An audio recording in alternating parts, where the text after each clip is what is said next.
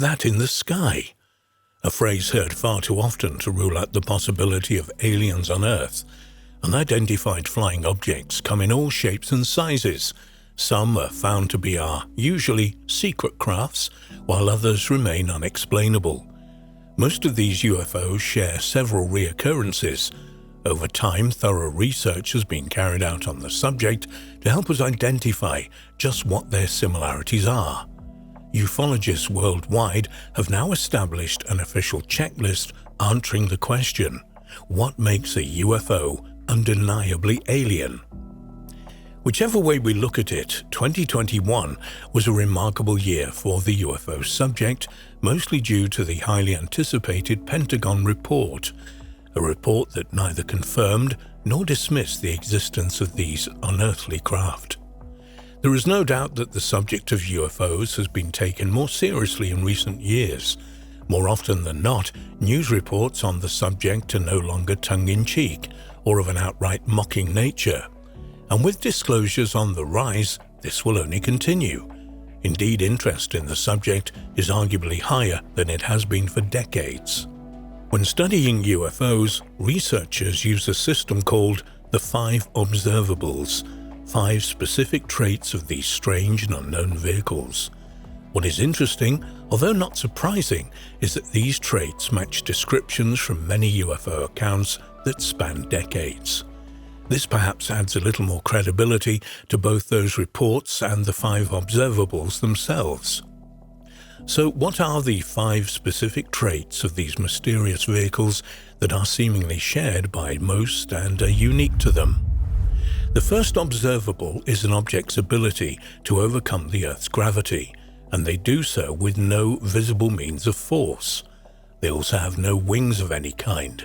In short, according to our understanding of aviation, they shouldn't be able to fly. It's worth noting that countless reports of UFOs speak of this seemingly anti-gravity technology. For example, many witnesses of these strange objects state that there's no visible means of propulsion, no wings, nor even a vapor trail of some kind. Could this be the kind of technology that results in their perfect silence? What's also interesting is that many whistleblowers have stated similar things. The most notable is perhaps Bob Lazar, who made some startling revelations in the late 1980s. He claimed that he'd worked for several years with alien technology. He also offered insights into how UFOs traverse the planet, in effect manipulating gravity. He stated that these alien crafts use antimatter reactors that created their own gravity field, adding that it was this technology that makes manipulation of space and time possible. He said that the alien vehicles he'd worked with had 3 gravity amplifiers on their underside, which would focus their energy to a specific destination, actually transporting that destination to the vehicle. He explained that this bending of space-time was like having a big stone sitting on a sheet of rubber. The gravity field then pulls the desired destination to it. When the gravity amplifiers are shut off, the destination returns to its former position, taking the object with it. While Lazar regards the propulsion methods of these highly advanced crafts through space as relatively easy, he believes that traveling through the Earth's atmosphere is much less so. Lazar claims that both the strong gravitational pull of Earth, as well as the intense weather systems, interfere with this technology. So, if we assume this information is accurate, this might be why these highly advanced vehicles seem to crash occasionally while roaming around our planet. Of course, whether Lazar is correct is another story. We simply need more evidence. In light of the official suggestion that these unknown objects are using technology to overcome the Earth's gravity, it's worth keeping an open mind. The second observable is sudden and instantaneous acceleration. According to many UFO reports, objects can seemingly go from standing still to instant movement. And if that weren't enough, they also have the ability to change direction instantly. By our understanding of physics, should a human attempt to pilot one of these objects, they simply wouldn't survive the G-forces and would ultimately be crushed to death. Perhaps even more intriguing, according to radar operators who've tracked these objects, they can descend from the sky at more than 30 times the speed of sound. Again, this is unheard of in terrestrial aircrafts. We're about to look at the 2004 USS Nimitz case, one of the key contributors for prompting this apparent new attitude towards the study of UFOs. Some of those involved have reported very specific details of these strange objects' movements that have contributed heavily to the 5 observables. One of the pilots who was sent to intercept the strange craft that day was Squadron Commander David Fravor. He states that the movements of the object resembled a ping-pong ball. Furthermore, radar operators noticed that it went from standing position to 60 miles per hour before traveling at 3,600 miles per hour. That's almost 3 times the speed of the FA-18 Super Hornet. These kinds of description can be found in multiple UFO reports, and not just reports from the ground, but reports from other pilots, commercial, private, and military, who've made eerily similar claims.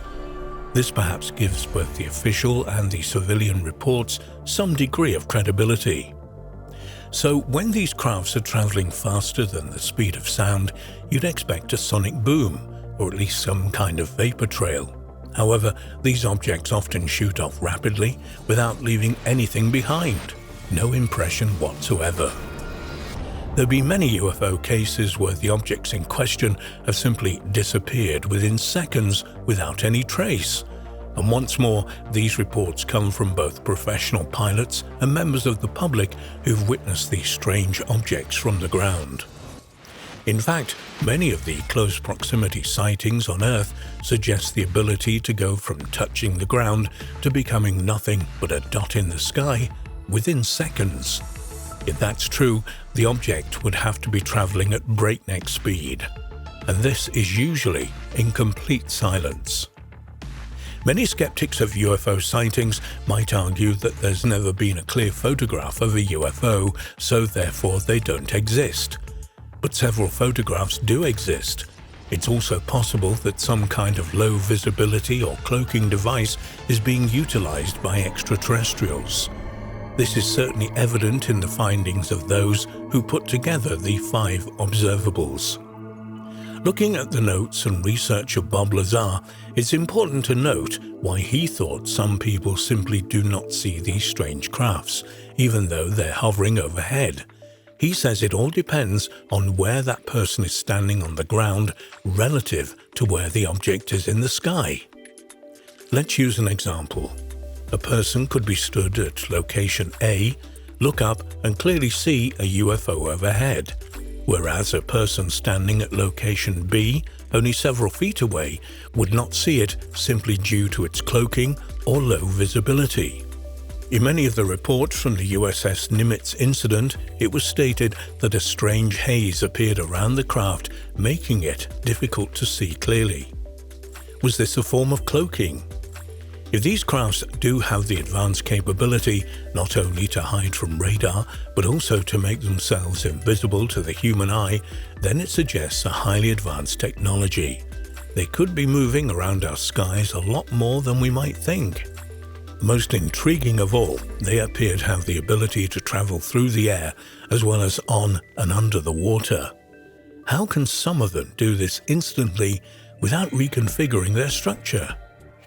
If we return to the USS Nimitz incident of 2004, witnesses stated that the UFO was hovering over the sea, causing a disturbance under the water's surface.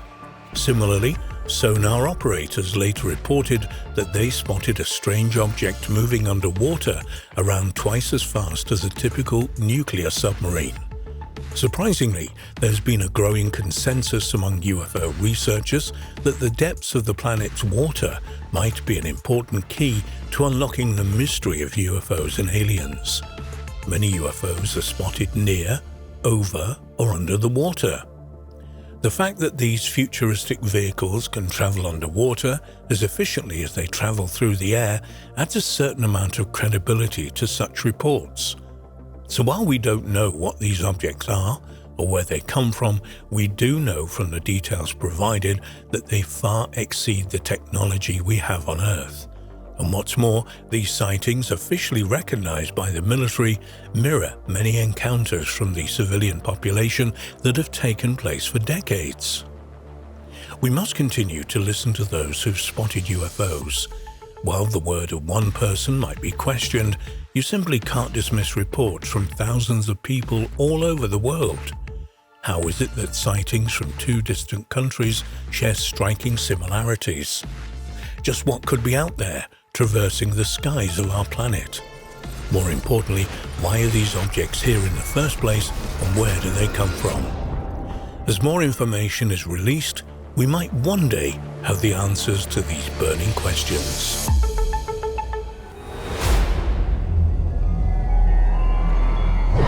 The story of Alashenka, the alien baby discovered near a small village in Russia, is without doubt one of the most unsettling but curious accounts on record. One that would result in missing evidence, strange and questionable deaths, and unanswered questions. Indeed, the account of Alashenka, including just who or what this strange creature was, remains as much of a mystery now as it did at the time it unfolded. According to most reports, one hot summer evening in 1996, in the small Russian village of Kyolenori near Kitsum, Russia, an elderly lady named Tamara was walking in the woods when she heard what she first believed was a small animal moving around in the trees. She turned to try to locate the direction the noise was coming from. As she was doing so, the sound turned to one that was more akin to a small child crying. She eventually located where the noise was coming from and began to approach it. To her disbelief, she saw a small creature, a child that had seemingly been abandoned. She quickly removed her shawl, reached down to pick up the child, and wrapped it in it. She quickly returned to her small apartment and named the baby Alashenka, and essentially began to treat as if it were her own offspring. The following day, however, when Tamara's daughter-in-law, who was also called Tamara, visited following a phone call from the elderly woman informing her that she had a new baby, she was horrified by what she saw. She would later describe the creature as being something that was not from this planet, and certainly didn't appear to be a human baby. The old lady's daughter-in-law found Alashenka's appearance decidedly unsettling. She recalled how it had a head that was too big for its body and onion-shaped. What's more, it had large eyes and only a small hole in its face that appeared to be some kind of nose. However, most disturbing of all, though, was when the elderly lady gave it food. The younger Tamara would later recall that she didn't once see the creature's mouth move while being fed, and that it appeared to suck up the food it was given. She would elaborate that it didn't eat the food as much as it consumed it. Regardless of her concerns as to exactly what her mother-in-law had found in the woods that night, Tamara left without incident. However, word of the strange creature soon got out around the village, not least because of the old lady's own accounts of her new baby. Although it isn't certain if one of the villagers reported her or if the authorities became aware of these rumors, but several weeks later, the elderly lady suddenly became ill. So much so, in fact, that she was hospitalized and ultimately admitted to a mental institution due to her odd behavior, and even odder statements of having left a baby at home in her apartment, claims hospital staff dismissed as crazy ramblings. It is here where there are several variations on what happened next. Most importantly, though, and a detail that remains constant throughout the slightly differing visions, is that the younger Tamara returned to her mother-in-law's apartment several days later. To her horror, she discovered Alashenka now dead. She would contact a mutual friend, Vladimir Nerdinov, who met her at the apartment. The pair were unsure of what to do and who to contact. Ultimately, they decided to inform a local policeman, Vladimir Bendlin. Although he was more than perplexed by the account they offered him, when confronted with the morose remains, he agreed to have them examined. He would take the remains to Dr. Irina Yermolevya, whose conclusions were that they were the mummified remains of a disfigured child, possibly a far-reaching consequence of the 1957 nuclear Kishtim disaster. However, when Bedlin asked another medical assistant, Lyubov Romania, to perform an examination of the remains, the conclusions were far different. Romuanova was an expert in child deformities, and her overriding findings were that the remains were simply not human. She would point out 20 key differences and anomalies in the skull of this creature, for example, and a human one, perhaps not least, that the creature's skull consisted of 4 separate bones with sharp edges, not at all how a human skull would be, disfigured or not. A short time after these findings, the rumors of an alien baby escaped the confines of the village and seeped out into the wider population of surrounding cities and eventually to other countries.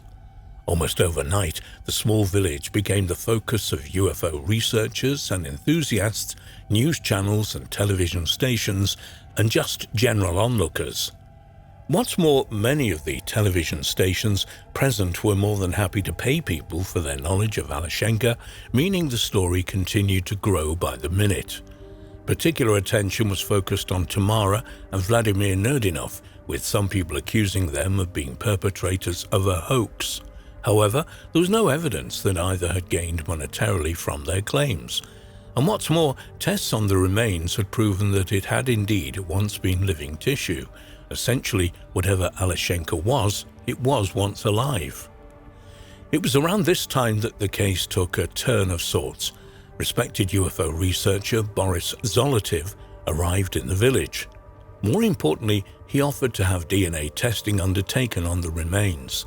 Bedlin agreed, and they were handed over to the ufologist, the remains never to be seen again. Incidentally, several months after he took charge of the remains of Alashenka, Zotolov was tracked down by a television station that had taken an interest in the case. He would offer, perhaps bizarrely, that his assistant was driving the remains to the lab when a UFO landed right in front of their car. What's more, the occupants got out of the craft and took the remains with them. How truthful the explanation offered for Alashenka's disappearance is open to debate. Some people have put forward that Zolotov arranged for the sale of the remains for financial gain, while others suggest that rather than aliens landing on the road to take charge of the remains, they somehow found their way into the possession of the Russian Secret Intelligence Service.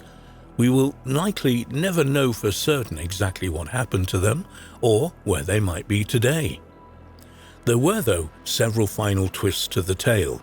Although the remains had disappeared, Bedlin would come into possession of the shawl that her mother-in-law had initially wrapped Alashenka in when a local woman, who wished to remain anonymous, came forward to say that she had taken it into her possession when the elderly lady was hospitalized.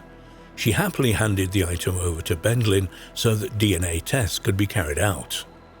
When those tests were complete, the results were intriguing, to say the least. They would come back with 2 different sets of DNA on them. One of these was human, almost certainly the elderly lady's. The other, however, was a much more head-scratching, being classed as unknown to science. If we assume that the DNA was Alashenka's, which is almost certainly, then what exactly was this mysterious creature and where did it come from? A more disturbing twist occurred several months after the events had become worldwide news when the elderly lady somehow managed to escape from the mental health facility. She was, though, killed in a mysterious hit-and-run accident shortly after. Many people would question just how such an elderly lady could have freed herself from the facility in the first place, and suggested she might have been intentionally allowed to walk free in order that she could be assassinated. Of course, who might have been behind such a speculative targeted attack remains a mystery. Perhaps of even more concern is the fact that the elderly lady had arranged to meet hypnotic regression expert Mark Milkheimer at the hospital so that he could try to shine further light on the strange encounter. Only days after he arrived in Kishtim, shortly after Tamara's death, he died of a sudden heart attack, a death that also raised an eyebrow or two in some corners.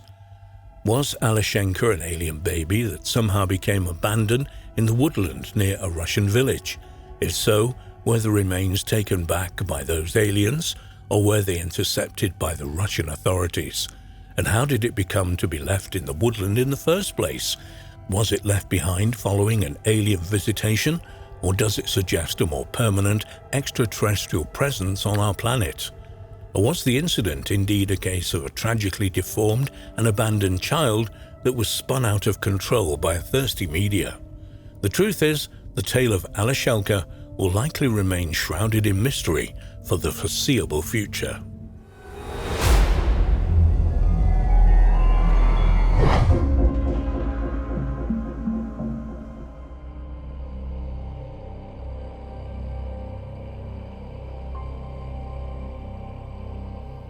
In the book Forbidden Archaeology, authors Richard Thompson and Michael Cremo essentially stated that academic science was engaged in a massive cover-up regarding the history and origins of the human race on Earth. Nonsense? Perhaps not.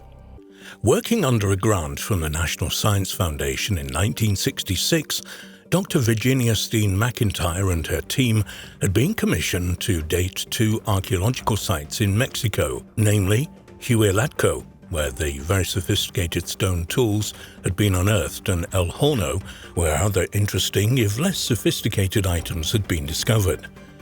Initial estimates dated the sites at 20,000 years old, which, according to thinking of the time, would have put the sites close to the dawn of human civilization, at least in the Americas.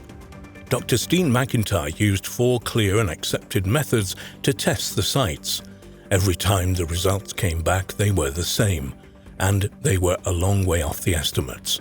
According to Dr. Steen McIntyre's tests, the sites were closer to 250,000 years old. Her results went against everything accepted science stated it knew. However, instead of being applauded and hailed for having made such a breakthrough in our knowledge of human history, bearing in mind she had solid results to back up her theory, she was instead ridiculed and her character vilified. She struggled to maintain steady work in her field after making her claims. A warning to others? Over 100 years earlier, when gold was discovered in abundance at Table Mountain in California, following the digging and mining that went thousands of feet down into the earth, hundreds of stone artifacts and even human fossils were discovered. The age of the site and the remains, according to then California State Geologist J.D. Whitney, was anywhere from 9 to 55 million years old. Like Dr. Steen McIntyre, Whitney offered an abundance of evidence and in-depth reports on the finds. However, despite this, he was dismissed and his findings almost erased from the record and history books. The site was sealed, almost as if nothing had ever been found. Perhaps even stranger are some of the South African mines, where for decades miners have brought to the surface from deep inside the mines themselves hundreds of small metallic spheres, each with encircling parallel grooves. The site itself and the level at which these spheres are found are anywhere up to 3 billion years old. Despite these remarkable finds, mainstream science refuses to acknowledge them, and no seriously funded studies have been carried out on them or their origins. One of the most controversial theories put forward to and ultimately rejected from mainstream science and history was that of Immanuel Velikovsky. Immanuel Velikovsky seemed to outrage mainstream thinking in 1950 when he released his book Worlds in Collision and stated that cataclysmic disasters recorded in the Bible and echoed in other ancient writings such as the ancient Egyptians, the Mayas to name just 2, were convulsions of the universe that our ancestors deep in antiquity witnessed firsthand, including Venus and Mars being dragged into orbits too close to the Earth. Velikovsky stated that Venus was once part of the planet Jupiter until around 4,000 years ago when an explosion catapulted it into space, blazing brightly and trailing a slipstream of dust and gases as it went. He further stated that the Earth moved into the outer edges of the slipstream around the 15th century BC, which resulted in a red dust covering the rain that fell. Velikovsky cited the Book of Exodus, which reads, "All the water that was in the Nile turned to blood." This was then followed by showers of meteorites as Venus passed, which Velikovsky said was documented clearly in the Mexican annals. The sky rained not water, but fire and red-hot stones. As Venus passed on its way, Earth was pulled off its axis by the gravitational pull, and hurricanes and massive floods took place on Earth.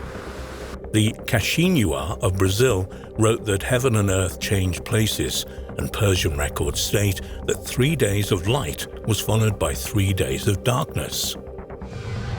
Velikovsky even went on as far to say that it was at this moment in time when Moses led the Israelites across the Sea of Passage, whose waters had parted, he claimed, due to gravitational and electromagnetic forces between the two planets, and for the same reason they came crashing back to their rightful place, covering the seabed.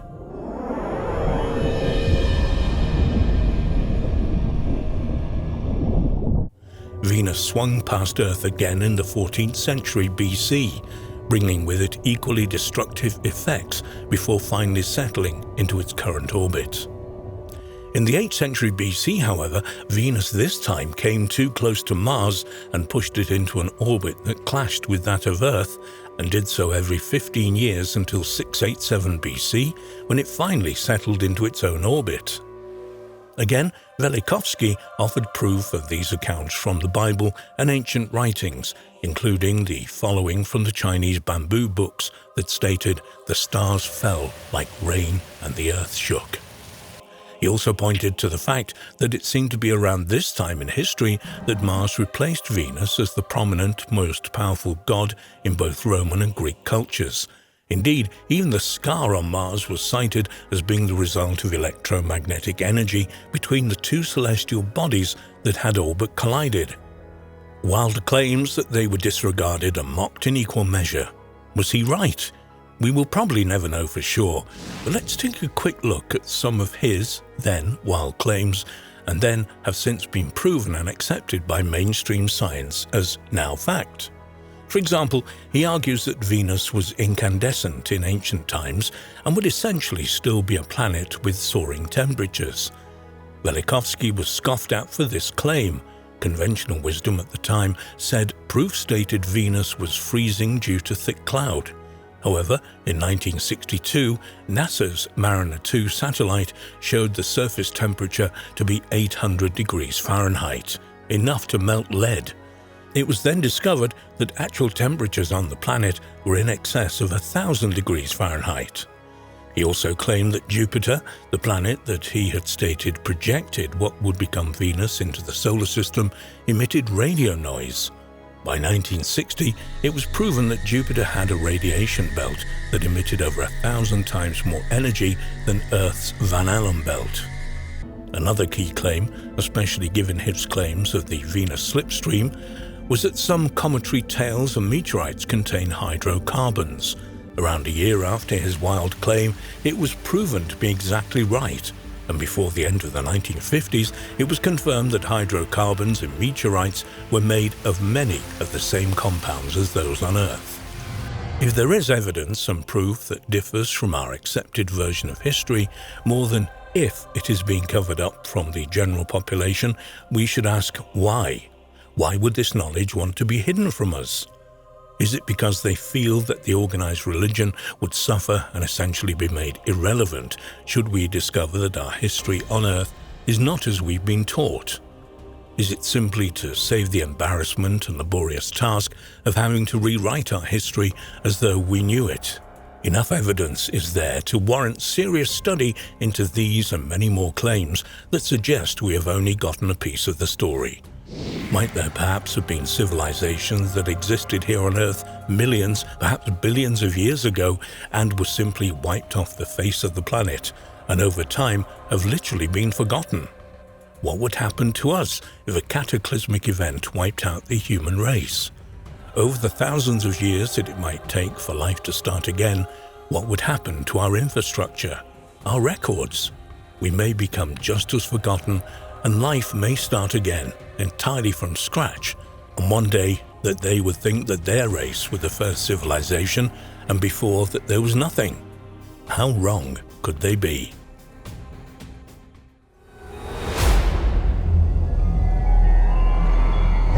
The Nommo are primordial ancestral spirits in Dogon religion and cosmology, though some researchers are convinced that they may in fact be aliens. In one story of the Dogon of West Africa, an ark descended to the ground, bringing advanced amphibious beings known as the Nommo. These beings gave the Dogon advanced information about an invisible companion to the star Sirius, which was extremely heavy and made of a special metal not found on Earth. It would one day be known to astronomers as Sirius B. The Dogon are an ethnic group of around 600,000 people, most of who live in the rocky hills, mountains and plateaus of the Bandiagara escarpment in the Middle Plateau region of Mali. The ancestors of the Dogon came from the area of Mande in southwest Mali and northeast Guinea that was the center of the 13th century Mali Empire. After the collapse of this empire, the Dogon migrated to their current rocky home.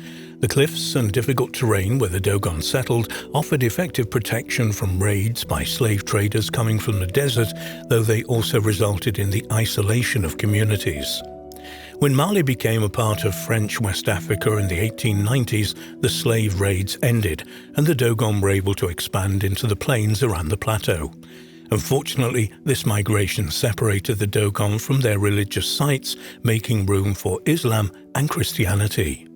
But the Dogon are still known for their intricate cosmology and extraordinary rituals that go with it. Their mask dances are now tourist attractions. Indeed, after a mask has been used in these ritualist celebrations, it is no longer considered sacred and is often sold to tourists. Dogon religion is devoted mainly to worshipping the ancestors and the spirits they encountered when they migrated across the western Sudan. For every 60 years, the Dogon perform a religious ceremony called the Sigui, corresponding to the duration of the life of the first Dogon ancestor. The ceremony occurs when the star Sirius appears between two mountain peaks and is celebrated over 7 years, during which time the great mask is carved from a single piece of wood. These masks are incredibly tall and symbolically complex, and their elaborate dance reenacts the creation of the Dogon culture. This and all Dogon ceremonies are organized by members of the Awa, a male initiation society with important ritual and political roles within the Dogon society.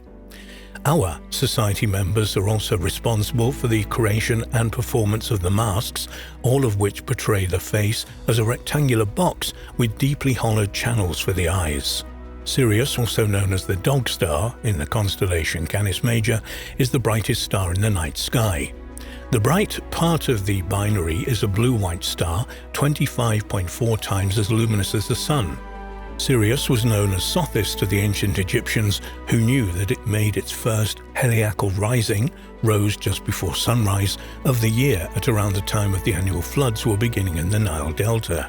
In ancient Rome and Greece, the hottest part of the year was connected with the heliacal rising of the Dog Star, an association that remains in the expression Dog Days. That Sirius as a binary star was first reported by the German astronomer Friedrich Wilhelm Bessel in 1844. The companion was first seen in 1862 by Alvan Clark, an American astronomer and telescope maker, and came as a complete surprise to astronomers. Sirius B is 10,000 times dimmer than Sirius. Consequently, it's extremely difficult to see from Earth. In fact, astronomers were not able to estimate its mass until 2005, when they were able to use data from the Hubble Space Telescope.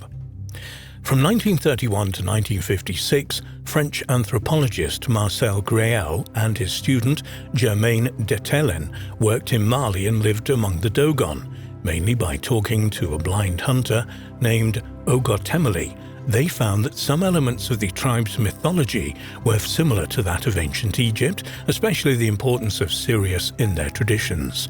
The pair also discovered that the Dogon possessed impressive knowledge of certain aspects of modern astronomy. This knowledge included the belief that the Earth and other planets rotate on their axis and orbit the Sun, that Jupiter possesses 4 moons, and that Saturn is surrounded by a ring. Although this is impressive, such information can be obtained without modern technology, as can be seen by the work of ancient Greek astronomers and Copernicus. But it's not this knowledge that is the source of the controversy surrounding the Dogon. The cause of the debate was the claim that Ogotomeli told the anthropologist that the Dogon believed that Sirius, in their language Sigutolo, has a dark, invisible companion with a 50-year elliptical orbit. This companion is extremely heavy and made of a special metal not found on Earth. In other words, Sirius B. Apparently around 15% of all Dogon adult males were initiated into the Sirius lore. But how could a remote people who lacked any kind of astronomical device obtain such information about an invisible star? Griel first published this extraordinary data on the Dogon in 1948 and included it in a representation of the Sirius B system drawn by Ogotomeli. One theory to explain the advanced astronomical knowledge of the Dogon was put forward by author Robert Temple in his book The Sirius Mystery, first published in 1976. An advertisement for its second 1998 edition, called The Sirius Mystery, New Scientific Evidence of Alien Contact 5,000 Years Ago, stated Temple's extreme hypothesis about the Dogon and Sirius B. He said, "Convincing evidence that the Egyptian, Sumerian and Dogon civilizations were founded by aliens from the Sirius star system who are now ready to return. New scientific evidence that solidifies the hypothesis that the KGB, CIA and NASA attempted to suppress. An awe-inspiring work of research that calls for a profound reappraisal of our role in the universe." The Sirius Mystery in 1976 set the world abuzz with talk of an extraterrestrial origin to human civilization and triggered a 15-year persecution campaign against Robert Temple by the KGB, CIA and NASA and other government agencies. Undaunted, however, Temple is back with 140 pages of new scientific evidence that makes his hypothesis more compelling than ever. Many authors have speculated on the subject of extraterrestrial contact, but never before has such detailed evidence been presented.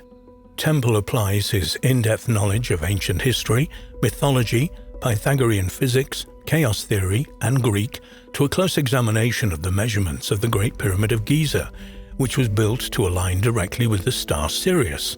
He concludes that the alien civilization of Sirius and our own civilization are part of the same harmonic system and are destined to function and resonate together. His findings warrant a profound reappraisal of our role in the universe. Temple's book also states that thousands of years ago an ark descended to the ground with great noise and in a swirling wind and brought amphibious alien beings known as the Nommo to the Dogon. It was these beings who told the tribesmen about Sirius B.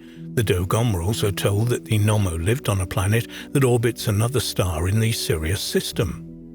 This account follows Dogon mythology fairly closely. In Dogon tradition, Nommo was the creator spirit who emerged with a female twin and several more pairs of Nommo from the cosmic egg Amma. The first Dogon primordial ancestors were thus bisexual water gods created in heaven by Amma and descended from heaven to earth in an ark. Many scientists reacted to Temple's claims by saying that the advanced knowledge about Sirius probably came from Western visitors who discussed astronomy with the Dogon priests. The priests then added this new information to their older traditions. They also pointed out that Grail was an amateur astronomer and could well have used his knowledge to rationalize the rather disorganized Dogon traditions that even tribal members could not agree on. In 1995, two French researchers, Daniel Benest and J.L. Duvent, had an article published in the journal Astronomy and Astrophysics entitled "Is Sirius a Triple Star?", which suggested that there was a small third star in the Sirius system. They believe the star may be a type known as a red dwarf and probably has only about 0.5 the mass of Sirius B. Some researchers have wondered, could this newly discovered star be the home of the Nommo? Does the mythology of the Wajina tribes in Australia offer proof of the ancient astronaut theory? Creation stories about sky beings from the clouds and cave paintings that look like typical grey aliens of our modern world have some people convinced this is very much the case. Could there be more truth to the notion that extraterrestrials landed in what we recognize today as Australia and sparked the Wandjina tribes? And were these extraterrestrials the gods in the creation stories and myths of these indigenous people? The three Wandjina tribes, the Wurrara, the Nagarinyin, and the Wunabul, had a history that went back thousands and thousands of years and was one that was uncontaminated by the outside world until the late 18th century, when the arrival of European explorers on the shores of Australia occurred.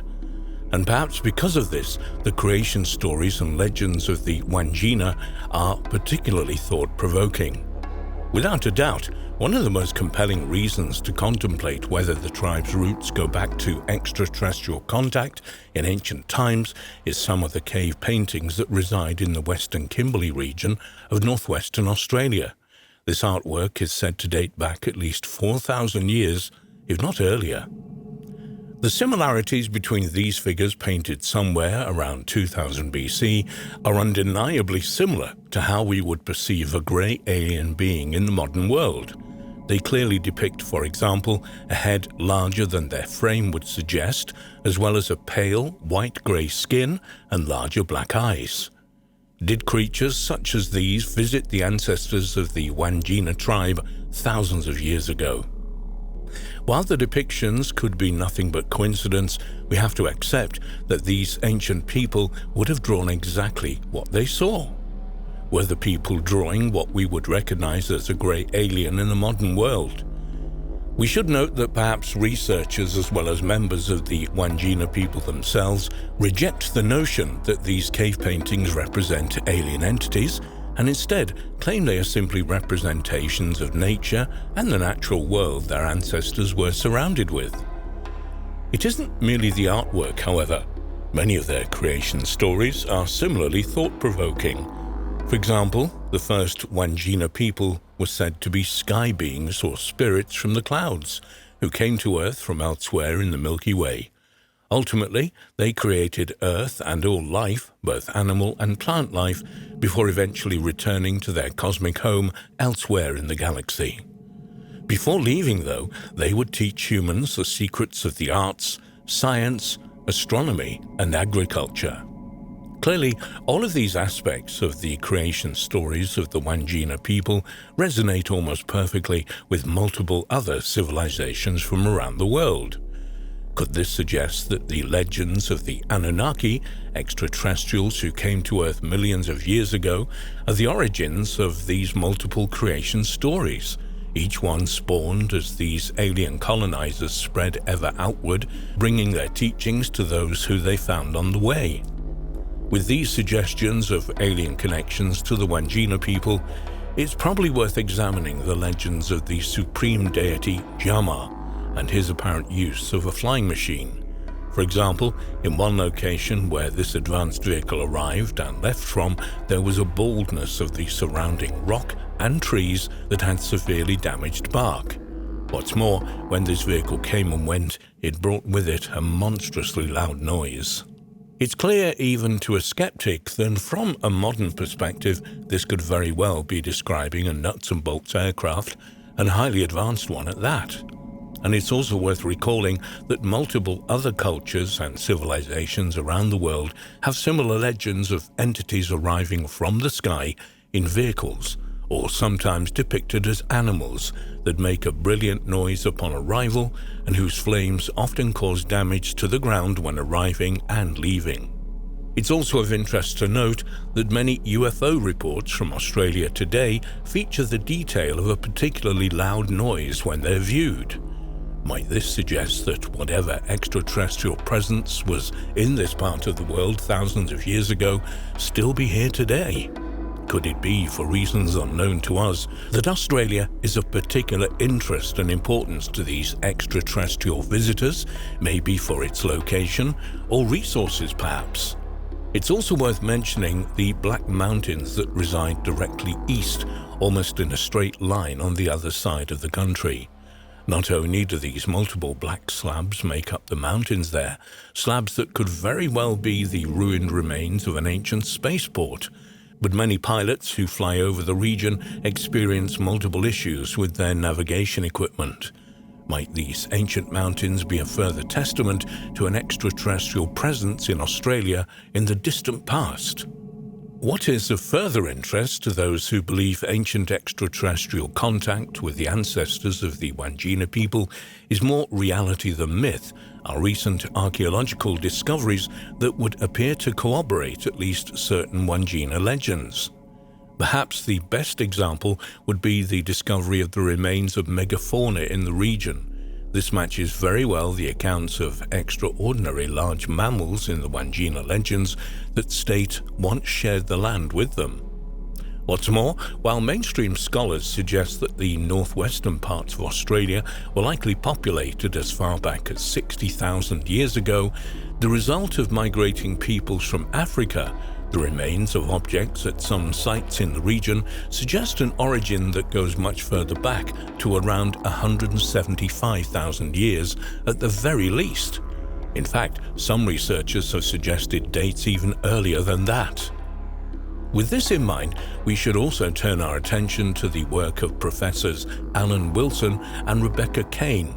In their paper, The Recent African Genesis of Humans, they would conclude that all human life could be traced back to the African continent somewhere around 200,000 years ago.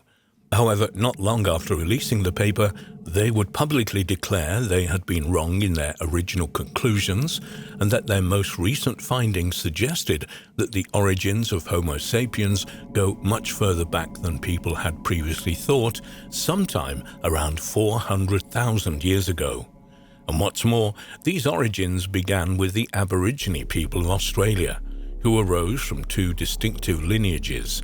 Even more conclusive, as far as Wilson and Kane were concerned, is that proof of these origins was not present in just one or two locations, but in at least 10 different sites.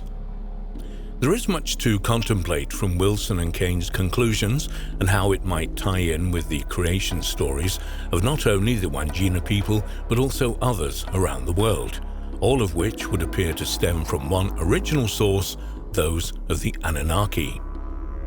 If we accept that the Anunnaki, as the legends state, created humans by mixing their DNA with the most prominent humanoid on the Earth to create a worker race, might that genetic manipulation program have taken place in what is today Australia? Might Australia essentially have been the Garden of Eden of biblical myth? It is certainly an intriguing speculation. Could Australia have much more of an active involvement in these potential events of the distant past than many might have thought? Was there a possible Anunnaki presence here in this part of the world, and might it be they who influenced the guided of the Wandjina ancestors of the Wandjina tribes? Could the origins of the Wandjina really be extraterrestrial in nature? And do many cave paintings in the northwestern regions of Australia look like grey alien beings because that is exactly what they are? And might these grey aliens and the Anunnaki be one of the same? And if this is true, what does it mean for other similar creation stories around the world, as well as world history in general? Might such seemingly crazy notions of an extraterrestrial race coming to Earth thousands of years ago and then spawning a global human civilization, one that would in turn spawn the many civilizations of our ancient times, have more accuracy and truth to them than most would even dare to believe? The legends of the Wandjina people are certainly thought-provoking, intriguing, and quite possibly ones that have further secrets to reveal. As always, with such huge questions and contemplations, the ramifications for our collective history are huge. However, if we wish to obtain an accurate view of human origins, then they are questions and contemplations that are very much required.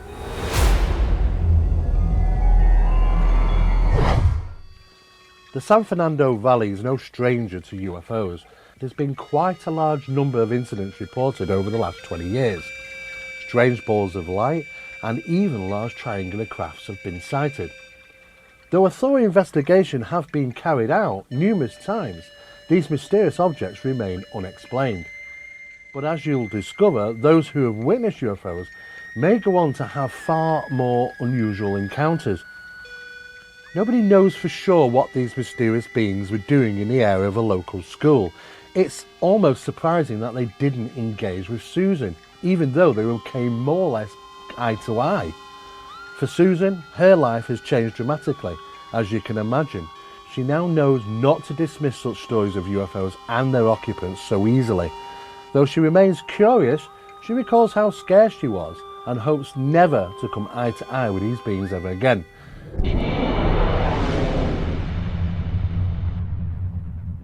Many people believe that alien encounters take place only in remote areas. Nothing, however, could be further from the truth. In fact, aliens seemingly turn up in some of the most unexpected places.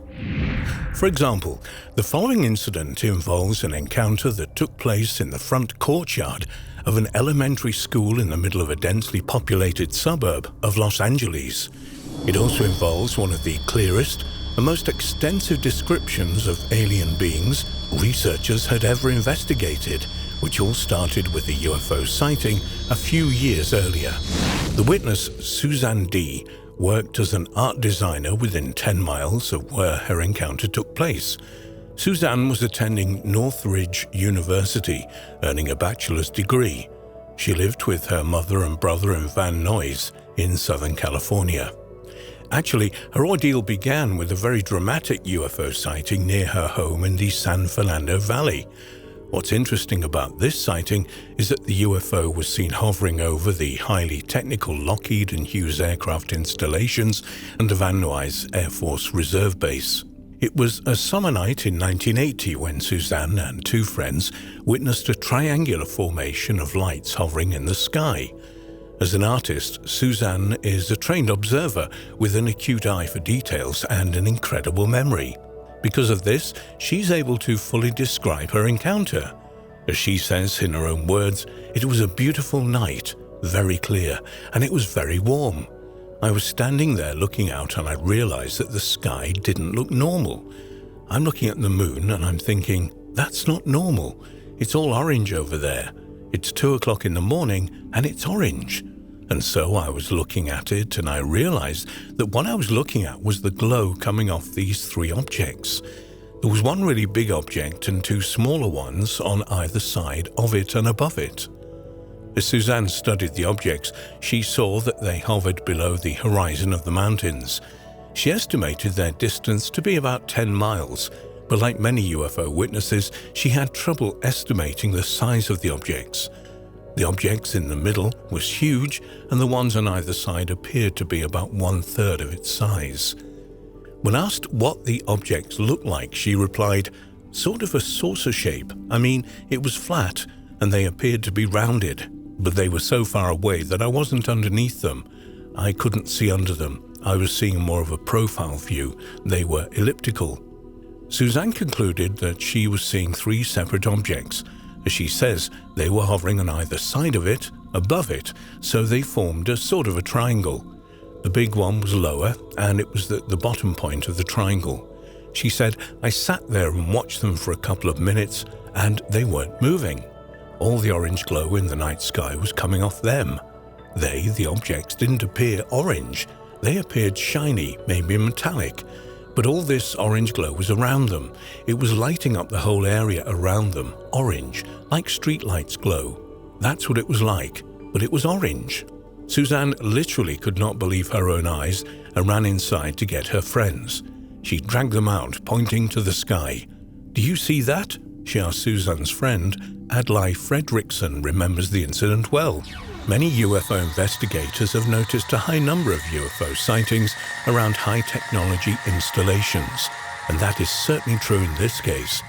After the sighting, none of them thought there would be many future encounters. However, in Suzanne's case, it wasn't long before she had a truly incredible encounter, a face-to-face confrontation with two Grey-type alien beings.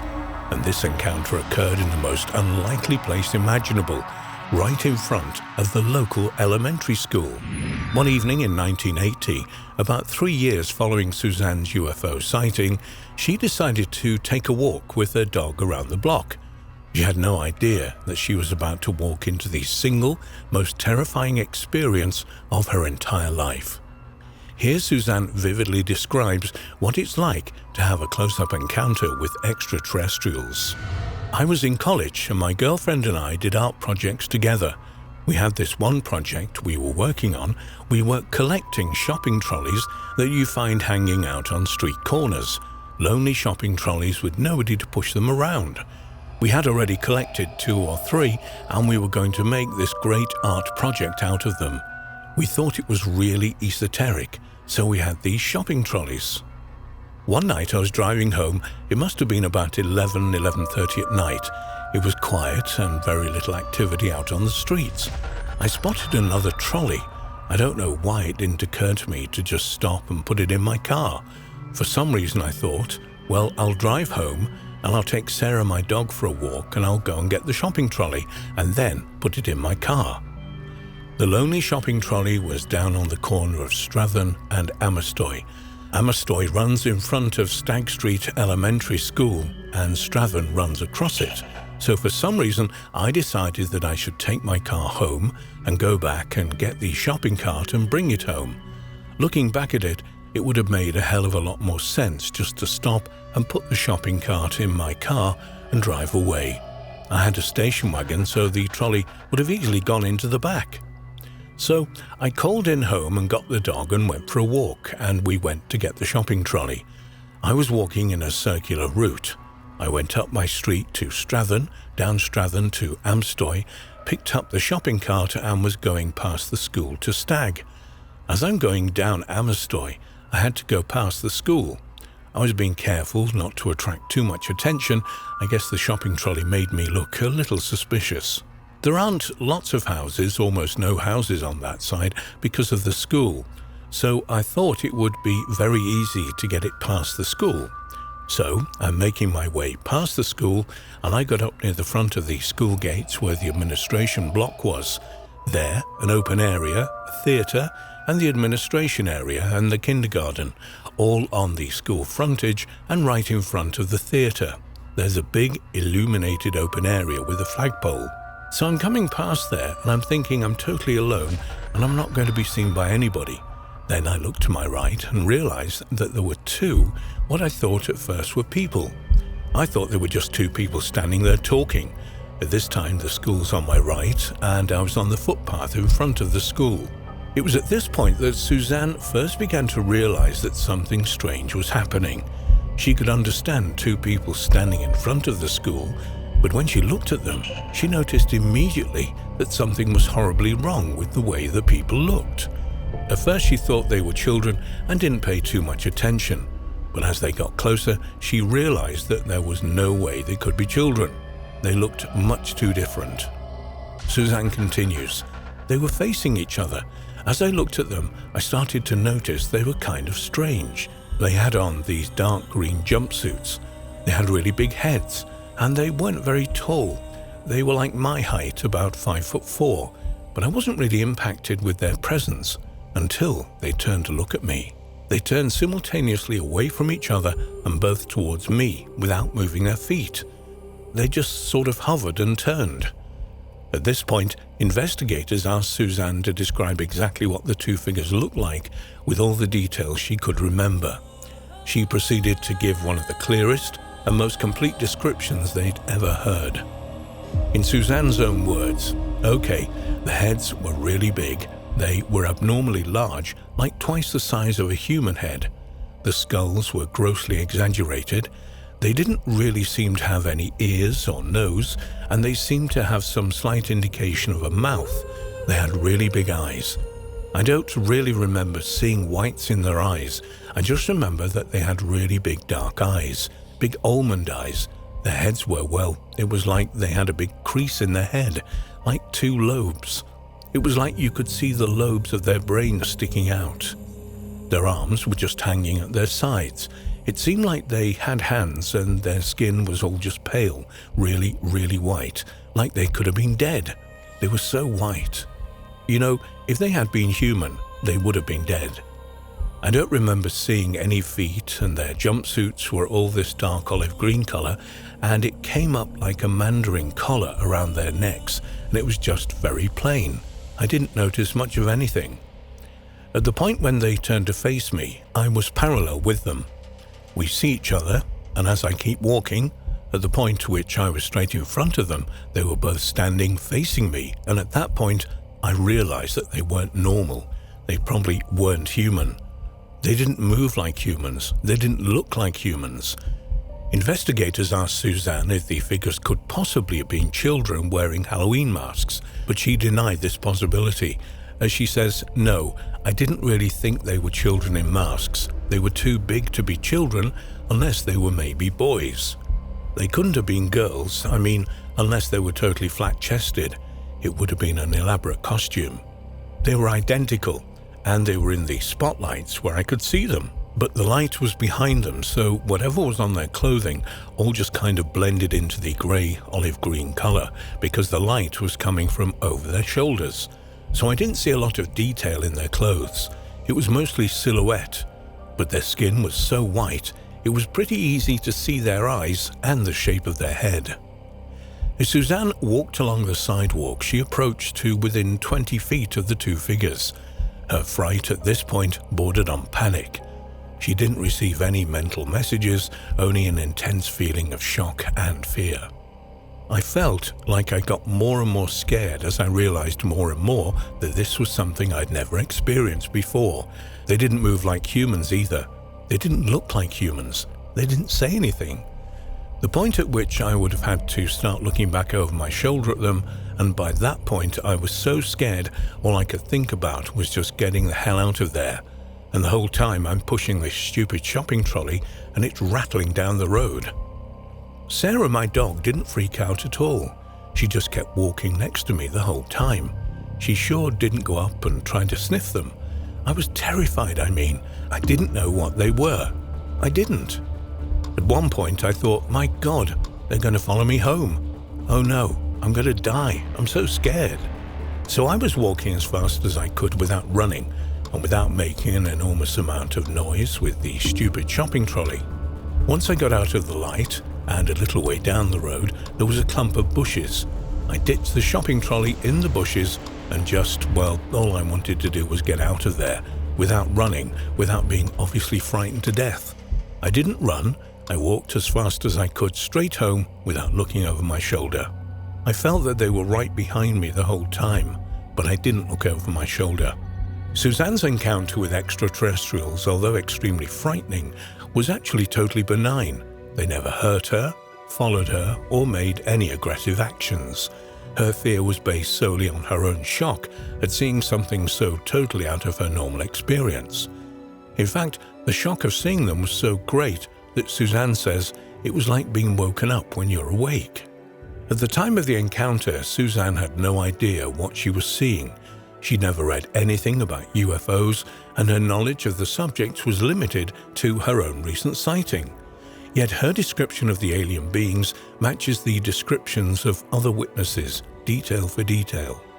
The large bald heads, the short stature, the white skin, the large almond eyes, the total lack of visible ears, nose and mouth, the greenish jumpsuits, the alien's identical appearance. All of these details corroborate exactly with other reports of which Suzanne knew nothing. In fact, Suzanne simply assumed that it was a unique experience. It bewildered her to such an extent that she told nobody about it for several years. One detail that absolutely astonished Suzanne was the way the figures moved in perfect unison. This detail has been observed over and over again by other witnesses. The alien abduction researcher Bud Hopkins had written a book entitled Intruders, where he lists several cases that involve the simultaneous leaning, blinking, and stepping of alien creatures. It's as if they are so telepathic that they're able to predict each other's movements. Still another detail that adds to the authenticity of her account is how it began. Suzanne had the totally illogical impulse to delay the picking up of her shopping cart until she could return to it and push it home. Her hindsight showed her how illogical this impulse was. Suzanne, of course, had no idea that many other people's encounters often begin in the same way. Preludes to many missing time abductions often include bizarre impulses to drive or walk to certain areas. Suzanne had no idea how close she was to having a full-blown contact. As far as she knows, she didn't have any missing time. She had no nightmares of the incident, nor has she found any mysterious scars on her body that might indicate an abduction-type experience. She does admit, however, that it is possible that her experience was more extensive than she can remember. She doesn't remember the exact time she left her home, nor the exact time she returned. However, if she did have missing time, she has no desire to undergo hypnosis and dredge up memories of an experience that was already considerably traumatizing. One detail that made Suzanne doubt she saw aliens was the lack of a UFO. It wasn't until much later that Suzanne even connected her previous UFO sighting to the concept of extraterrestrials, simply because there was no craft associated with this encounter. She does admit, however, that it would have been quite easy for a large craft to have landed in the enclosed playground of the school. It may seem incredible that her encounter took place in front of an elementary school in a crowded suburb. However, as many UFO researchers will tell you, this is not at all unusual. Many have investigated several other encounters that have taken place in the oddest locations, including hotels, condominiums, on freeways, even inside hospital rooms. It seems that the aliens have reached such a high level of technology that they can easily elude detection. In fact, less than 2 miles from the school, an entire family experienced a dramatic series of UFO encounters that started with simple sightings of star-like objects darting about the night sky and became dramatic bedroom visitations by Grey-type aliens and culminated in at least 4 abductions, complete with bizarre experiments and a baby presentation aboard an alien craft. All this, of course, took place over a densely crowded suburb in the San Fernando Valley.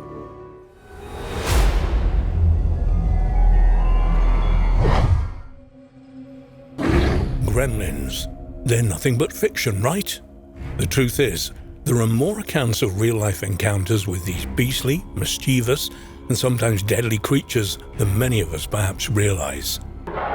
The earliest known mentioning of these truly bizarre creatures was an article in the Spectator newspaper in the early 1920s, which offered that the newly constituted Royal Air Force in the United Kingdom in 1918 had detected the existence of a horde of mysterious and malicious sprites who would be responsible for a whole host of mysterious acts while pilots were in the air.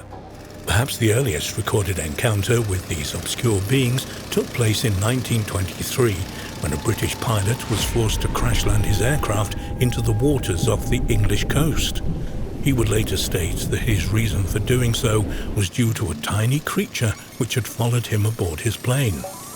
The bizarre entity had played havoc with his ability to control the aircraft, eventually forcing him to ditch the plane in the sea. One of the most unsettling accounts on record concerning potential real-life gremlins, though, occurred in San Diego, California in the summer of 1939. A record of the incident can be found in the book Our Haunted Planet, where John Keel relays an account first published in the magazine Flying Saucer Review by Jerome Clark. According to the report, a United States military cargo plane left the runway at Marine Naval Air Station in San Diego on its way to Honolulu in Hawaii. To begin with, the flight was textbook, with no reason for concern. Then, 3 hours after takeoff, several panic distress calls were received by the control tower in San Diego before the cargo plane went completely silent. All attempts to re-establish contact with aircraft went unanswered. Then, a short time after the distress calls were received, the strange situation took an even more bizarre twist. Much to the disbelief of those at the naval base was the sight of the aircraft returning to the runway where it had taken off from a little over 3 hours earlier. Personnel watched as the aircraft approached the runway and made a perfect landing, eventually coming to a stop. Within moments, emergency response units were approaching the aircraft, as well as a security unit who quickly gained entry to the plane. They were not all prepared for the scene that would greet them. All of the crew were dead, each of them having a huge gaping wound in their torso, as if they'd been ripped open by a mysterious clawed beast. There was a similar damage done to the interior of the aircraft. Even stranger, any of these security units who happened to touch these damaged parts of the plane would suffer a mysterious skin infection in the days that followed. The strangest and most bone-chilling discoveries, however, were made in the cockpit of the aircraft. There, the security unit found the pilot and co-pilot both dead, and both with the 45 automatic weapons in their hands, with several empty shell casings on the floor around them, as if they had spent their final moments firing at an unknown attacker.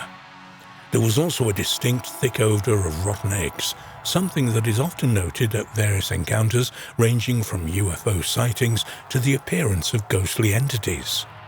Just how the pilots had managed to land the aircraft before succumbing to their deaths, and who the mysterious attacker was and where they had gone remains unexplained. The encounter on the US cargo plane is far from the only one. In fact, as the 1940s unfolded and the Second World War took hold around many parts of the planet, many more apparent accounts with real-life gremlins surfaced. Interestingly or not, many of these encounters occurred during reconnaissance flights, which took place at particularly high altitudes. Consequently, the conditions were much more pressured and in colder atmosphere. Whether these high-altitude conditions contributed to the many reports is a topic of debate for some. The Ministry of Defense took these reports so seriously, however, that they at one point suspected the sightings of these creatures were the result of German forces. This was the case until the British and American Air Forces shared information, eventually realizing that they were each suffering from the same phenomenon, and furthermore, following the end of the war when Allied forces had access to German records, they discovered that German pilots had reported the exact same encounters. In fact, one of the most unsettling, if intriguing encounters involved an American pilot known only as LW. It was while LW was piloting a Boeing B-17 aircraft when he heard a strange noise that appeared to be coming from the aircraft's engine. He also noticed that his navigation equipment was suddenly malfunctioning. It was as he was going through checks of this equipment that he noticed a truly bizarre creature looking at him through the cockpit window, clinging onto the outside of the aircraft. He would later describe the creature as having grey-green pointed ears and eyes that glowed a bright red color. Most unnerving of all, however, was that the mouth was full of truly razor-sharp teeth. The pilot looked on in disbelief as a second, almost identical creature appeared on the nose of the aircraft. A moment later, LW snapped back into his senses and immediately began to dive before leveling out again, repeating this several times until the disturbing creatures seemingly lost their grip on his aircraft. After eventually landing his aircraft, LW decided he would keep the bizarre encounter to himself. However, he would later hear several fellow pilots speaking of seeing an almost identical beast, which prompted him to make an official report to his superiors. A researcher who gathered several further Second World War encounters with apparent real-life gremlins was John Laming, who spent considerable time with both British and Australian aviation industries. One of these encounters was of Captain Wickner, who was delivering an Avro Lancaster bomber to an airbase in the United Kingdom in August 1944 when his engines suddenly cut out without warning. Using all of his experience as a pilot, Wickner managed to guide the plane to an emergency landing at the next available airbase. However, as soon as the plane's wheels touched the runway, the engines roared into life once more. Even stranger, Wickner was replaced as the pilot to deliver the plane, which was placed under armed guard until the replacement pilot arrived. Did the authorities know more than they let on?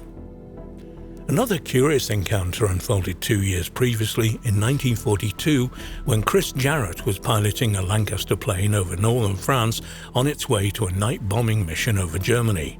However, before reaching its target location, the plane's engines suddenly failed, one at a time, until all 4 of them had died. Still carrying its full arsenal of bombs and most of its fuel, the aircraft began its rapid descent towards the ground. At a complete loss as to why the engines had ceased working so suddenly, Jarrett launched himself from the stricken plane, landing just in time to see the aircraft disappear over a hill in the distance before it became enveloped in flames as it impacted the ground. These engine failures, most often with Lancaster bombers, occurred more than records might officially state, and rumors among the pilots and Air Force personnel blamed these mysterious creatures gremlins. Interestingly or not, in the years that followed the end of the Second World War, reports of these creatures began to slow down dramatically, eventually stopping altogether. Although we should note that, according to some researchers, many military authorities would forbid the respective pilots from speaking of any such encounters around the same time, which might explain the sudden slowdown in encounters. While all of the encounters we have examined so far have taken place in the air, arguably one of the most well-known encounters with apparently goblin-like entities that could be very well perceived as gremlins occurred on land at an isolated residence in Kentucky on the evening of August the 21st, 1955. Interestingly enough, around the same time the aerial encounters began to slow down. On the night in question, the Sutton and Taylor family were enjoying an evening at the Suttons' home when, following a sighting of a strange glowing object that appeared to land in the nearby woods, they found their house surrounded by bizarre troll-like creatures with rat-like ears, long arms and clawed fingers and a row of sharp teeth. What followed was a standoff of sorts between the families and the strange creatures, which saw several shots fired at them by some members of the household. Bizarrely, the bullets appeared to bounce off these creatures as if they were made of bulletproof material. These menacing entities eventually retreated, and the entire episode remains unexplained almost 3/4 of a century later. Might the bizarre creatures that terrorized the 2 families that night in Kentucky have been the same mysterious entities that had harassed so many pilots in the air while in flight over the previous decades? Could it be possible that gremlins, grey-green goblin-like creatures bent on causing mischief with the potential to attack with their sharp claws and razor-like teeth really exist, and not simply be a fictional Hollywood creation? And if so, when will they show themselves again, and where?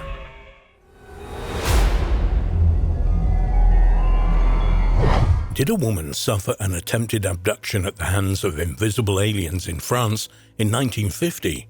Quite literally. An encounter known as the Black Hands case is without doubt one of the most thought-provoking and perplexing accounts connected to alien abduction on record. It is also one that is unique and an encounter that doesn't conform to other claims of extraterrestrial interaction, both of the times and in the modern era. According to the account, at around 4 p.m. on May the 19th, 1950, an unnamed woman was near the River Loire in Cours-les-Bas in France when she noticed a bright light, similar to a star, moving across the sky. She continued to watch this bizarre aerial anomaly until it came to a sudden stop. It remained motionless for several moments before rising into the sky, stopping and remaining still once more. Then, giving off a slight flash, the object disappeared high into the air with great speed. As perplexed and intrigued as she was, the woman, by and large, put the incident out of her mind. That is, until the following afternoon when she was walking along the river once more, she witnessed a similar light moving overhead, exactly as she had done the previous afternoon. This time, though, the light would come much closer to the woman. In fact, the light came so close that it almost enveloped her completely. Then, things turned even stranger and decidedly more ominous. To her shock and belief, the woman watched as 2 black-gloved hands emerged out of the light and reached towards her. She noticed how they had a yellow tint to them and were seemingly very strong. They remained where they were, as if ready to catch something thrown towards them. As she continued to watch them, and for reasons she didn't understand, she began walking forward towards the light. Almost as soon as she did so, the hands, with no visible arms, reached out and took hold of either side of her head. And what's more, they did so, violently squeezing hard on each side and shaking her head, and in turn, her entire body in a jerking motion. At one point, her head was pulled forward and she felt it strike an invisible torso, but one that appeared to be made of iron as opposed to flesh and bone. At the same time, she could feel the air around her turning increasingly cold as the squeezing on her head began once more. The fingers, which felt particularly cold and unhuman-like, covered her eyes, nostrils, and mouth. She struggled to breathe and began to panic somewhat. Then she felt something akin to a lightning bolt run through her. Suddenly, she began to swing back and forth, and she got the impression that the black hands were carrying her somewhere. The arms that the hands were seemingly attached to remained invisible to her, but she could almost definitely feel them against her shoulders. It was at this point that the distraught woman began to hear a strange, muffled laugh that, while it sounded as though it was coming from a relative distance, she assumed it came from her invisible attacker. Without warning, they came to a sudden stop. A moment later, she felt a blow to her back, seeming to her to have come from an invisible knee. So hard was the blow that it forced her to the ground, where a pressurized force immediately settled on her and forced her to lay down flat. After a moment or two, she was moving around, this time being dragged along the ground. This continued for several moments before they came to a stop once more. After several seconds, she heard a voice speak in French. It said, "There she is, we got her." Another voice replied, but this one was too muffled and too far away for her to make out what it had said. Before she could contemplate anything else, she found herself being dragged along the ground once more. This went on for some time, causing her to panic again. Just as she thought she was about to lose consciousness, the dragging stopped. She was free of the invisible grip and found herself laying alone in the middle of a field. She quickly checked her purse and found that all of her money was still there. Robbery, then, was not the reason for this obscure attack. She then got to her feet, brushed herself down, and quickly scanned her surroundings, fully expecting to find the person who had dragged her here to be watching her. However, there was nobody else there, and she was completely alone. Or at least she thought so. Just as she was beginning to think that her bizarre ordeal was over, she noticed a section of the grass in front of her pressed down, as if an invisible foot had just stepped there. She braced herself, expecting an invisible grip to seize her. However, nothing else happened, and all she could hear or feel was the wind blowing around her. She looked down at herself and realized that she had cuts and scratches on her arms and legs, while she could feel what appeared to be a burning sensation on her back. What's more, all of her muscles ached, and she had a bitter, metallic taste in her mouth. As she looked around, she noted a light in one of the houses by the river. She started out towards it. However, after taking only a few steps, a blinding white light flashed before her eyes. She wasn't sure what had happened, but she had the impression that something had just taken off from the ground nearby and risen into the air with great speed. Now extremely frightened and confused, the woman made her way straight home. She would later report the encounter to the local police. A search of the field where she had found herself revealed strange scorch marks on the ground, and several of the trees had suffered considerable damage. However, despite these findings, there was no satisfactory explanation offered as to what had happened to the anonymous woman, and the case remains unresolved. Just what might have happened that evening? There are several possibilities for us to consider. Might it be that this unfortunate woman was the victim of an attempted alien abduction? If this is the case, why wasn't she taken on board a futuristic craft like many others who make such claims? And if aliens were behind this bizarre and unsettling attack, for what purpose was it carried out? It appeared that no experiments or communication took place. In fact, the whole episode seemed to revolve around the testing of some kind of technology that allowed someone or something the ability to physically take control of someone from a destination far away. Might we consider then that her tormentors, that late afternoon near the River Loire, were not of an extraterrestrial nature but were in fact human? We might recall that the witness heard somebody speaking in her native French, stating that we got her. Might this suggest that she was the unwilling participant in the testing of some kind of futuristic technology, one that allowed a person to physically grab and then control somebody from afar? We might also recall that while the witness could hear the voice of whom she presumed was her attacker clearly, the reply she heard was muffled and seemingly much further away. Might this also suggest some kind of remote technology with some kind of bizarre out-of-body remote control experiment taking place from a secret location many miles away? We know, for example, that remote viewing has been the subject of studies by various intelligence agencies around the world for decades. Might it be that this encounter with the black-gloved hands was another branch of these experiments, ones that allowed some kind of physical interaction? Or might those behind the attack on this mystery woman not have been extraterrestrial or human, but beings from another dimension?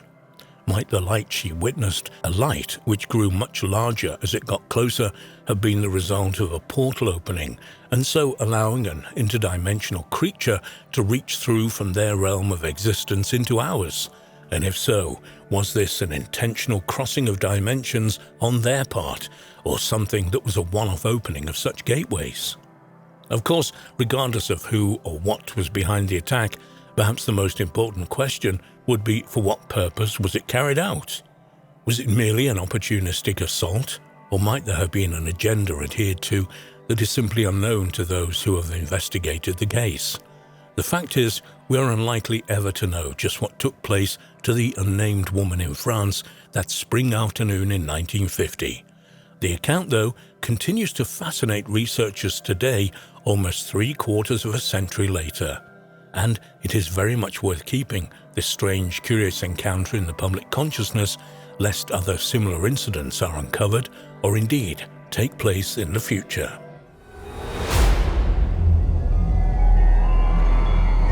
Beginning in October 1939, the residents of Provincetown, Massachusetts, began hearing of bizarre and unsettling encounters experienced by the children of the town.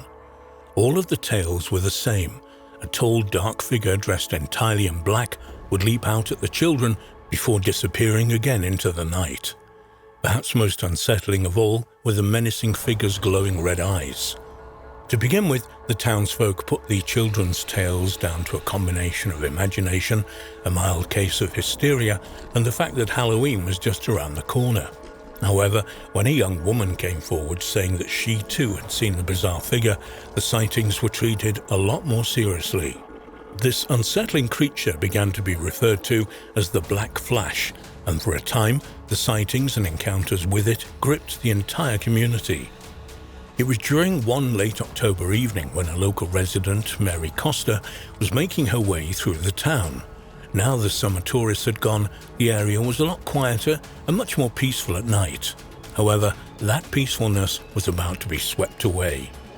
Out of the corner of her eye, Mary noticed a shape leap out of the nearby bushes. By the time she had focused her attention on the figure, she realized it stood at least 8 feet tall, had glowing eyes and pointed silver ears. This disturbing figure stared at Mary for several moments before leaping high into the air, jumping and springing from walls and buildings until it was out of sight. She would run to a coffee shop a little way ahead whose light was one of the few on in the street. She told those inside what she'd seen, and despite several of the customers doing a search of the immediate vicinity, there was nothing to be found of the mysterious figure. She made a report to the police a short time later, and while they did indeed record the incident, they didn't take it too seriously. However, Mary's would be just the first of many reports to reach Provincetown law enforcement. Almost all of these reports were identical in detail. All mentioned a tall figure dressed in black, with some witnesses recalling seeing a cape. All claimed the figure had bizarre pointed ears and eyes that glowed. Some would even state these were blue, while others reported seeing red eyes. Even stranger, the figure's presence was usually accompanied by a strange buzzing sound, like that of a fly or a bee. And of course, almost against the laws of physics, the figure could jump high into the air and leap great distances. As if to make the police's job even more difficult, who were already struggling to keep up with the surge of sightings of the mystery menace, reports would often come in from 2 different locations at the same time. This suggested to them that this creature, whatever it was, could either move at exceptional speeds or there was more than one black flash. The vast majority of the encounters were also almost identical. This curious creature would leap out at people when they least suspected it, stare at them for several moments before disappearing out of sight, usually taking long leaps and jumps. However, some incidences were a little more intense than others. For example, one witness, Charles Farley, claimed to have fired his gun at the obscure creature, and what's more, he stated that he'd hit it. However, rather than fall to the floor, the figure simply laughed and then leapt over a particularly high fence and disappeared. Another witness, who remained anonymous, claimed that he was backed into a corner by the figure and so had no option but to throw a punch at it. When he did, though, the tall brute caught his fist in midair before crushing it in its grip, forcing the witness to the ground in pain. Before it disappeared, the witness saw bizarre blue flames coming out of its mouth. In fact, this detail about the blue flames emerging from the figure's mouth is particularly intriguing. It's hard to examine these enthralling, if strange, tales of the Black Flash of Provincetown without looking at the similarities to Spring-Heeled Jack, an almost identical assailant who terrified Victorian England for much of the 19th century. Aside from similarities in dress, Spring-Heeled Jack, as his moniker would suggest, had the ability to leap over tall walls and even buildings. What's more, many witnesses claim to have seen blue flames emerge from his mouth. Were these 2 creatures, separated by location and time, one and the same? Or might they perhaps be 2 different people but connected by the same secret technology? And if so, where is the technology now? Positioned near the northeastern coast of the United States and still feeling the effects of the Great Depression, the region's fishermen would tell of witnessing German submarines off the Atlantic coast, an obvious sign to them and many others throughout the United States that America would likely end up becoming involved in another war in Europe, despite the promises to the contrary of President Franklin Roosevelt. In the opening weeks of 1939, in the Wood End region of Provincetown, a bizarre sea monster would wash up on the shore. Rumours circled that this was the legendary sea beast that had been sighted by George Reedy almost half a century earlier in 1886, although it was later discovered to be nothing more but a decomposing basking shark. However, as bizarre as it might sound, it would seem these incidents almost set a subconscious tone throughout Provincetown for the final year of the 1930s, and this shows in the most bizarre ways. For example, according to an annual police report, and something that had not been adequately explained, records of people being bitten by dogs and cats in 1939 in the area is the highest on record, with no build-ups before or steady decline after. Simply a spike in these attacks on people by otherwise friendly pets.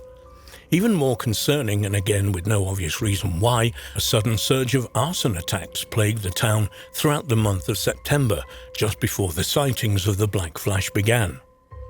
While many consider the Black Flash sightings unexplained and unresolved, the Chief of Police, Anthony Tarvers, believed he knew who was behind the encounters. According to his investigation, the Black Flash was actually the work of 4 local teenage boys whose reason was nothing more than to pull a prank on the general public. He claimed the 4 boys would split into 2 pairs and then, having one stand on the other, and disguise themselves as being around 8 foot tall. What's more, he claimed to have discovered the identity of one of the boys involved, and although he didn't name the person, he claimed in a public police statement that he would be speaking to the boy concerned and his family. Whether he did so or not remains unknown, but shortly after this public statement, the Black Flash sighting stopped. To some, though, regardless of the reasons why the sighting ceased, Tarver's explanation simply didn't hold water. Even assuming that the boys did manage to give the impression that they were an 8-foot-tall adult figure by simply standing on each other's shoulders, how were they able to execute such mammoth leaps, as reported by multiple people around the town? What's more, how could they withstand a bullet from close range, and how did they summon the strength to almost crush a grown man's hand? It's also important to mention that according to some researchers, the sightings didn't cease after only a few weeks in 1939, but continued, albeit sporadically, until late 1945, after the end of the Second World War. Whether this is true or not is open to debate. Might it be the case that Tarvas simply wanted to give the impression that the sightings had stopped before the town descended into hysteria? And if this was the case, were sightings largely suppressed as much as possible following this? And just who or what was the Black Flash of Provincetown? Was it some kind of cryptid creature unknown to science, or perhaps an extraterrestrial who seemingly disappeared into legend as quickly as it had emerged? Or should the connections to Spring-Heeled Jack from the previous century be examined further? Perhaps both entities were merely humans with some kind of advanced technical clothing that gave such powers as their ability to leap over tall walls and buildings, and to withstand bullet shots and physical assaults. The fact is, we're no closer to solving the mysterious Black Flash sightings today in the 21st century than we were when they happened in 1939. For now at least, all possibilities remain on the table, and the search for the identity of the Black Flash of Provincetown continues.